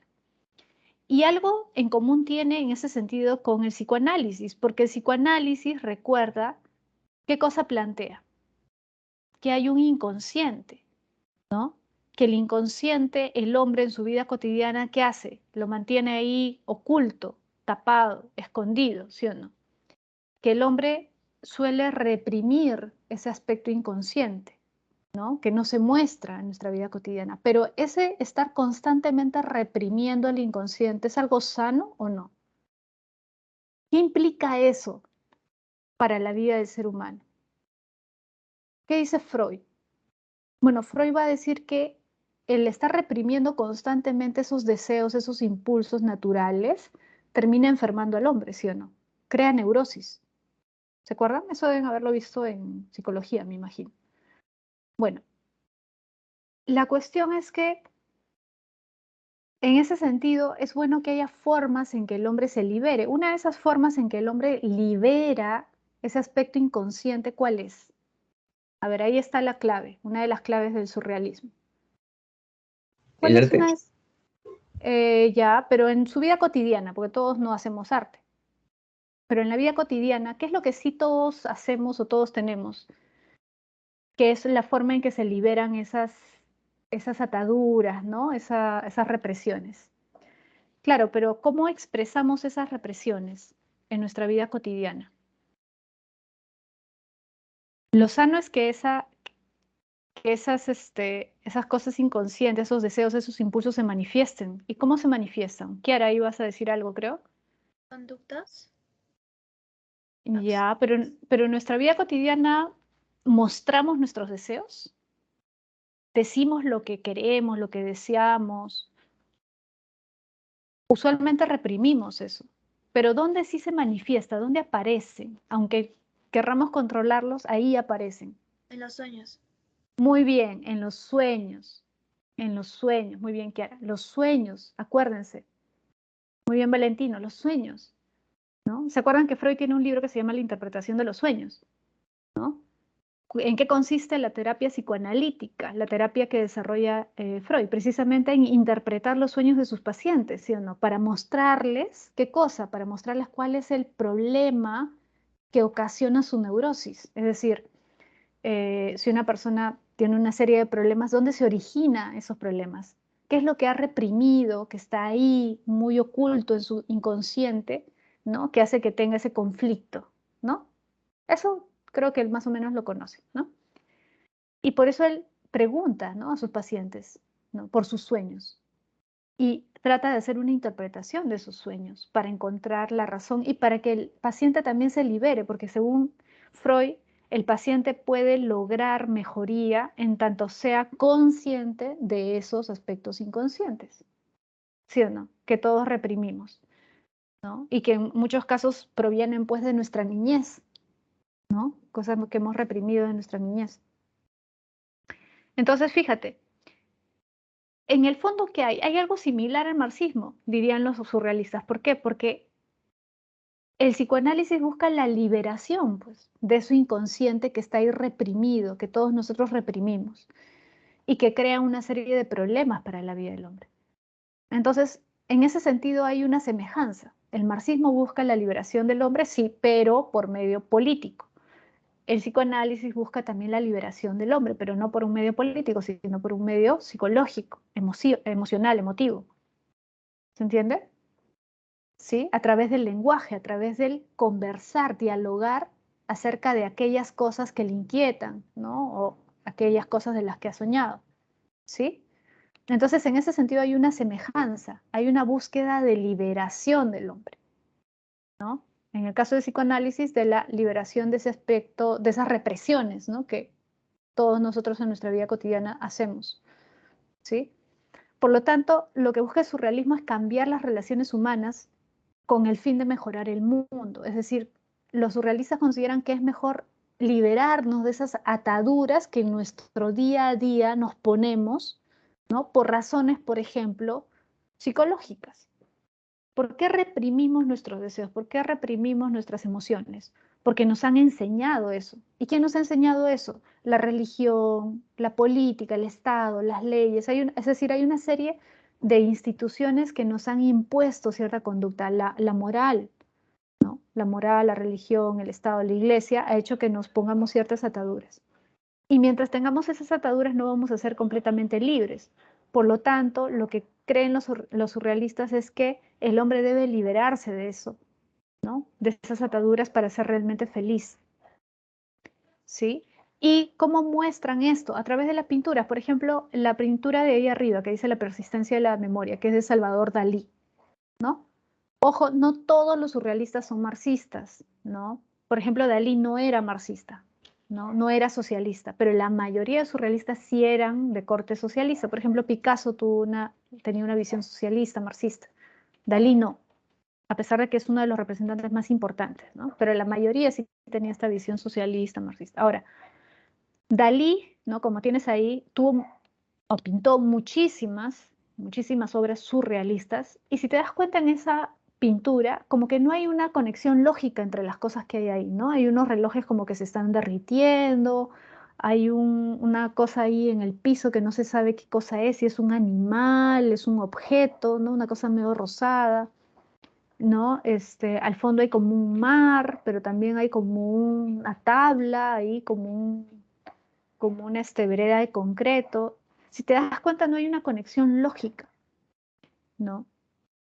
Porque lo que creen esos pintores, artistas surrealistas, es que hay que mostrar el inconsciente tal cual. Es decir, no hay que tratar de encontrarle razones a las cosas, no hay que tratar de crear pues una pintura que sea lógica, que esté bien armada, que esté bien estructurada, pensada, planificada, no, sino que hay que mostrar ese mundo interior de manera real, así, tal cual, ¿no? Y por eso Dalí, por ejemplo, él mismo cuenta que varias veces se despertaba y pintaba, apenas se despertaba, pintaba lo que había soñado. Porque conforme se iba olvidando, es decir, conforme pasaba el día, podía ir tratando de encontrar nexos entre las cosas y tratar de racionalizar lo que había soñado. Entonces, para evitar eso, apenas se levantaba, si había soñado algo, se ponía a pintar. para representar lo que había soñado y de esa forma, por decirlo así, expresarse de manera completamente libre, ¿no? Es decir, expresar su mundo inconsciente de manera libre, sin ninguna atadura, sin ningún prejuicio, ¿sí? Algo parecido se ve, por ejemplo, en la obra de Picasso, ¿no? Que Picasso, como tú sabes, es un pintor cubista, pero también tuvo su etapa surrealista, ¿no? Picasso tuvo varias etapas en su pintura, ¿sí? Por eso también se le considera parte del movimiento surrealista. Bien, vamos a pasar a el siguiente, que es el arte pop. Fíjate, el arte pop es uno de los últimos movimientos del arte contemporáneo que nace en la década de los 50, es decir, hace relativamente poco, ¿no? En Gran Bretaña y en Estados Unidos. Probablemente el artista pop más conocido sea Andy Warhol, ¿no? Que tiene una de sus obras como la que tienes ahí, la de la derecha, con Marilyn, Shot Marilyn. Y si te das cuenta, si nos ceñimos a esta obra, lo que usan los artistas pop son personajes, ¿no? O símbolos, temas de interés popular, masivo. Por eso se llama arte pop, o pop de popular, ¿no? Es decir, un arte que busca interesar a cualquier persona. En el fondo, fíjate, la idea central del arte pop es que el arte no debe ser algo hecho para una élite. Están en contra, los artistas pop, de la idea de que el arte solo puede ser apreciado por una élite, ¿no? Que tiene ciertos conocimientos intelectuales, un grupo de intelectuales, ¿no? Un grupo de personas que han leído pues, a ciertos autores, a ciertas cosas. Por ejemplo, voy a retroceder, fíjate. En el arte surrealista, si te das cuenta, puede llamar la atención estas obras de arte a cualquiera, sí, pero cualquiera no va a entender qué es lo que ha tratado de transmitir el artista. ¿Por qué? Porque para entender qué es lo que está detrás de estas obras hay que entender un poco qué es lo que pretendían estos autores y cuáles, digamos, eran las influencias teóricas de estos artistas, como por ejemplo Marx, Freud, ¿no? Es decir, si estos artistas pintaban así, ¿no? Era porque tenían ciertas referencias intelectuales, eran también intelectuales, era gente que había leído de filosofía, de psicología, ¿no? Pero en ese sentido, este es un arte elitista, ¿no? Porque implica un cierto conocimiento intelectual. En cambio, los artistas pop van en contra de esa idea y ellos dicen, no, el arte no tiene que ser algo exclusivo de una élite intelectual, de un grupo de personas que tiene una formación superior, ¿no? Que ha leído ciertos autores, que sabe de filosofía, que sabe de psicología. No, el arte debe ser accesible para cualquiera.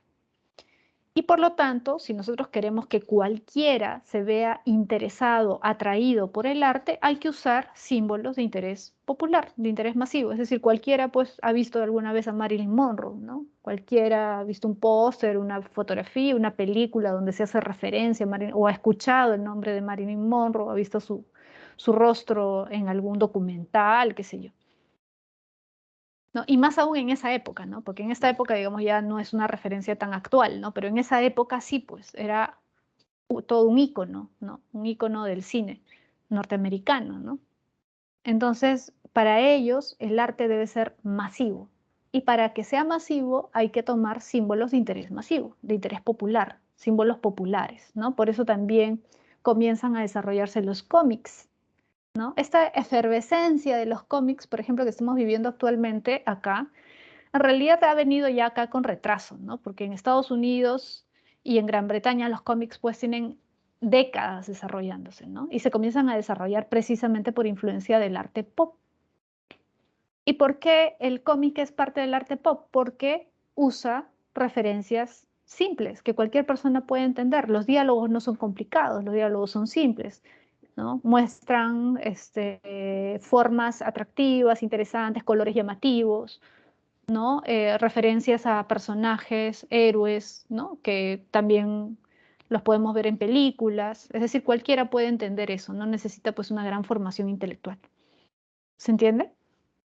Entonces te decía que el artista más representativo de esta corriente es Andy Warhol, que es un artista norteamericano, pero también hay otros más. ¿Sí? Bien, chicos, a ver.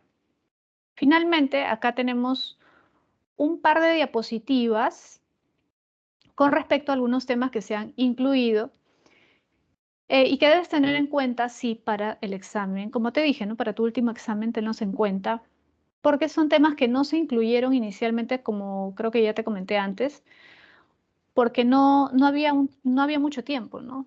En realidad este es un ciclo muy acelerado, es un ciclo corto de 9 semanas, el ciclo normal es de 18, ¿no? Entonces no podemos ver todos los temas con la paciencia, con el detalle que se requiere.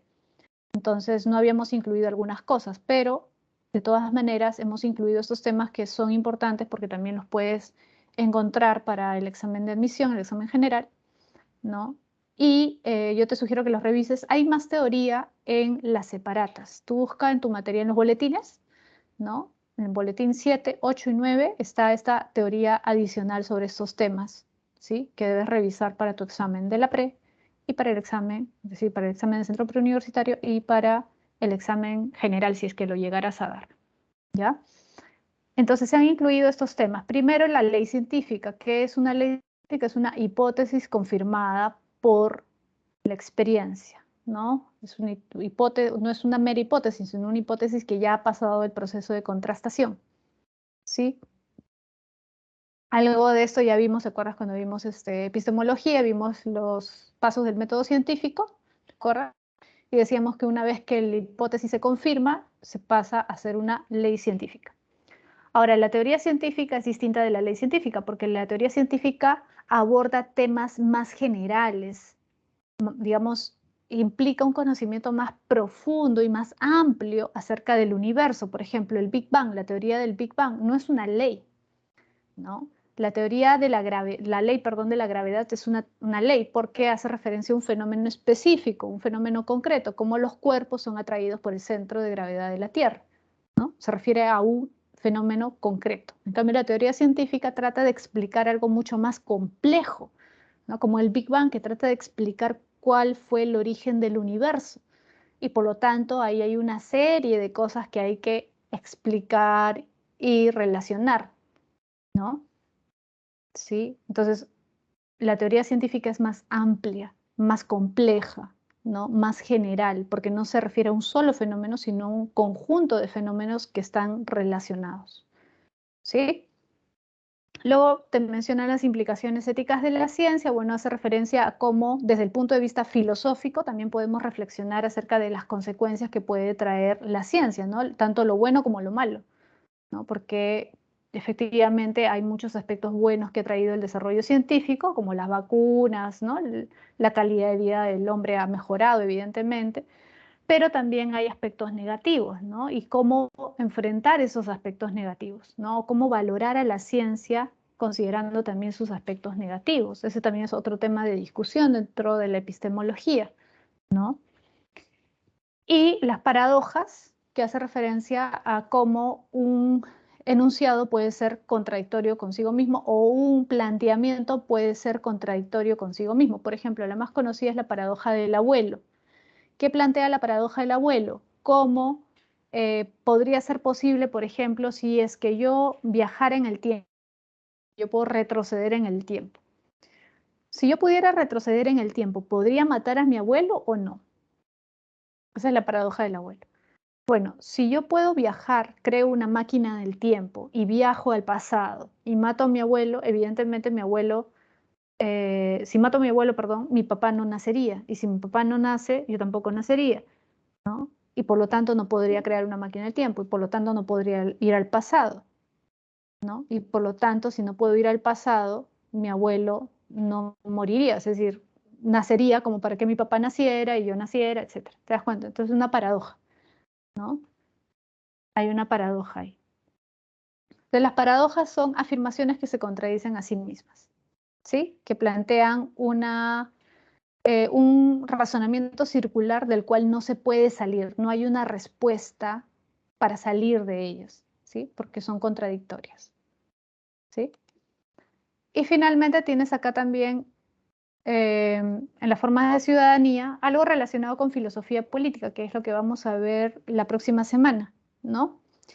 que también es un tema que está incluido ahí en el prospecto, si no me equivoco, ¿sí? Que hace referencia a cómo un ciudadano puede relacionarse de diversas formas con su comunidad, ¿no? Es decir, cómo tenemos un sentimiento de pertenencia a una comunidad política, por ejemplo, nosotros somos ciudadanos peruanos, ¿no?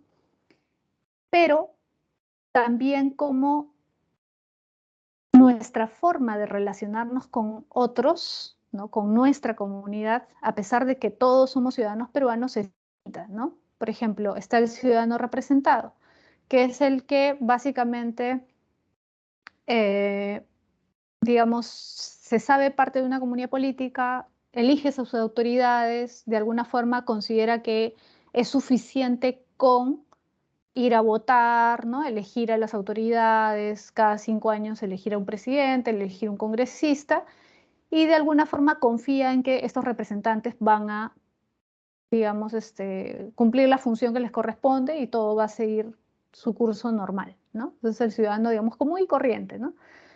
El segundo es el ciudadano participativo, que es el que sí se involucra en la vida política y en el cambio social, es decir, el que está constantemente interesado en los cambios que hay en el ámbito político, en el ámbito ciudadano, es decir, el que forma parte de de un grupo, por ejemplo, de una ONG, o que forma parte de un grupo ciudadano que busca algún tipo de cambio, promover algún tipo de ley, ¿no? Transformar algún aspecto de la sociedad, que puede presentar una iniciativa legislativa, ¿no? Porque como tú sabes, los ciudadanos podemos presentar iniciativas legislativas al Congreso, ¿no? Podemos presentar proyectos. Entonces es el ciudadano que está constantemente participando, involucrándose en la vida política.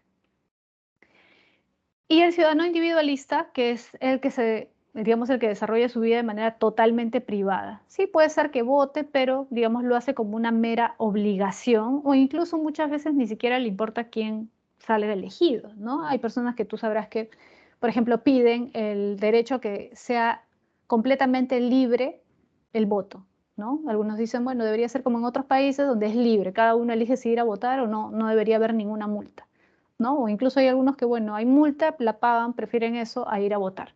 No les interesa o creen que lo político no se relaciona con su vida privada, o que lo que haga el Estado no tiene mayor relevancia, sino solo lo que ellos puedan hacer con su vida, ¿no? Entonces se mantienen al margen completamente de la vida social y la vida política. ¿Sí? Bien. Les dejo acá las claves, chicos. Está la clave de la lectura, la clave de las preguntas, que como ya te comenté, fíjate, son 9 ahora, porque se han incluido 3 preguntas más acerca de estos últimos temas, de las 2 últimas diapositivas, ¿sí? Entonces, revísalas para que estés preparado para cualquier pregunta que pudiera venir en tus exámenes, ¿sí? Bien, chicos. Entonces, ya nos estamos viendo la próxima semana. ¿Sí? Si tuvieran alguna pregunta, alguna duda, la próxima semana continuamos, ¿sí? Un abrazo a todos, chicos, ya nos estamos viendo. Cuídense todos, chao.